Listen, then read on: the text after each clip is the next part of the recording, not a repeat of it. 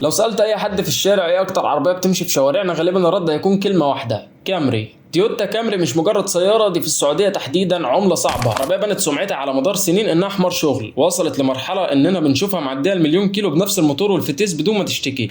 لكن الصراحة الكامري طول عمرها كانت عربية عملية زيادة، يعني كنت تشتري الاعتمادية وتضحي بالدلع بالشاشات وبالتكنولوجيا اللي بنشوفها في المنافسين.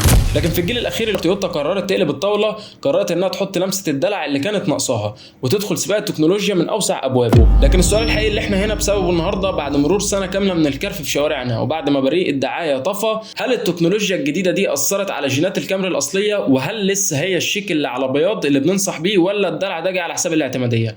النهارده وبناء على تجارب حقيقية من الملاك بعد سنة من الاستخدام هقول لك الخلاصة: تشتري الكامري 2026 وانت مطمن، ولا المنافسين الكوريين والصينيين قدروا يزحزحوها عن عرشها؟ أنا عمرو مجدي ويلا بينا نبدأ الفيديو.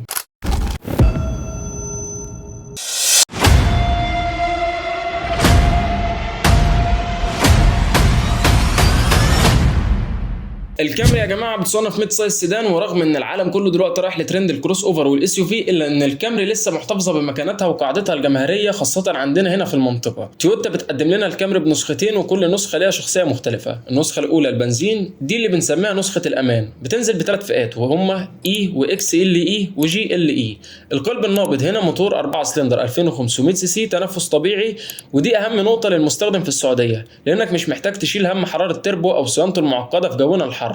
الموتور ده بسيط اعتمادي وبيطلع لك 201 حصان وعزم 240 نيوتن متر، والاجمل انه متوصل بفتيس اوتوماتيك حقيقي من 8 سرعات، لا هو ديول كلتش ولا سي في تي عادي، وده بيدي راحه بال خرافيه في الزحمه وفي الخطوط. واستهلاكه للبنزين اللتر بيمشيك حوالي 17 كيلو متر، وده رقم ممتاز جدا لعربيه بالحجم ده. لو انت من عشاق الاعتماديه الخام دي ومتابعنا علشان تعرف تفاصيل اكتر عن المواتر اللي بتعيش، ما تنساش تدوس لايك وتشترك في القناه، فعلك هو اللي بيخلينا نستمر ونقدم لك الخلاصه. اما لو عيونك على المستقبل وتوفير الجيب، فانت اكيد بتفكر في نسخه الهايبرد الاتش اي في. تويوتا هنا مقدمه منظومه عبقريه. الموتور البنزين ال 2500 سي سي بيطلع لوحده 154 حصان، ومعاه موتور كهربي بيزق بقوه علشان يوصلوا لقوه اجماليه 227 حصان بجر امامي العجلات. والعزم هنا لحظي، اول ما بتلمس البنزين بتلاقي الموتور الكهربائي اداك الدفعه اللي بتخلي العربيه تخرج من مكانها زي الطلقه. والسر كله في الفتيس الاي سي في تي. لازم نمسح من دماغنا اي فكره وحشه عن السي في تي العادي. الهايبرد هنا شغال بفتيس اي سي في تي، ده مفيش فيه سيور ولا بكرات تسخن او تبوظ، ده عباره عن مجموعه تروس كوكبيه بتنظم الحركه بين الموتور الكهربائي والبنزين بسلاسه مرعبه. ميزته انه اعتمادي فوق الوصف وناعم جدا في النقلات، ومصمم انه يعيش معاك عمر الموتور نفسه. اللتر الواحد في الهايبرد ممكن يمشيك لحد 27 كيلومتر، يعني لو تانك العربيه حوالي 50 لتر، انت نظريا ممكن تقطع اكتر من 1300 كيلومتر بتفويله واحده، يعني تسافر من الرياض لجده وترجع ولسه معاك بنزين. طيب نختار ايه، بنزين ولا هايبرد؟ المعادله بسيطه يا صديقي. لو انت قديم في المهنه وراجل بتاع مضمون، بتخاف من مخاطره البطاريات وصيانتها بعد 8 او 10 سنين، وعايز عربيه تبيعها سكر في شاي في اي وقت، خليك في البنزين والفتيس ال8 سرعات الاوتوماتيك.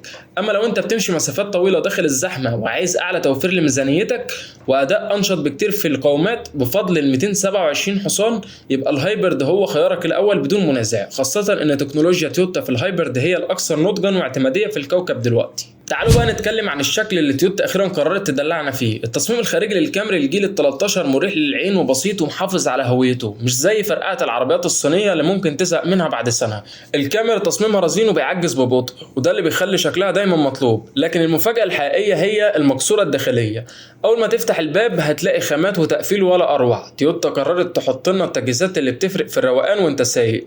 عندك شاحن لاسلكي وشاشه بدعم ابل كار بلاي واندرويد اوتو بدون اسلاك طبعا، ولكن ملحوظه هي ان احد الملاك كان بيشتكي من الابل كار بلاي، بيقول انه بيعلق من حيث الصوت والخرائط، واصبح معتمد على الاندرويد اوتو بشكل اكبر. كمان عندك رادار امامي لزياده الامان، والنقطه اللي هتخليك تحب المشاوير في عز الظهر، الكراسي الكهرباء اللي فيها تبريد دي لوحدها في جونا هنا تساوي وزنها ذهب. ومعاها طبعا تكييف ديول زون ثنائي المناطق اللي سمعته سبق اي ماركه تانية. تكييف تويوتا يا جماعه هو المرجع. الرؤيه جوه الكامري ممتازه، ومع فتحه السقف البانوراما في الفئات العاليه العربيه بتكون منوره ومساحه الرؤيه رحبه جدا. المساحات الاماميه مريحه جدا والخلفيه كويسه للرجول، بس تكه بسيطه لازم اقول لكم عليها: مساحه الراس في الخلف مش الافضل للناس اللي طولها فارع، وده ضريبه التصميم الانسيابي الجديد. ومساحة التخزين الشنطة الخلفية بتديك 493 لتر، ودي مساحة ممتازة جدا للسفر والشنط الكتير.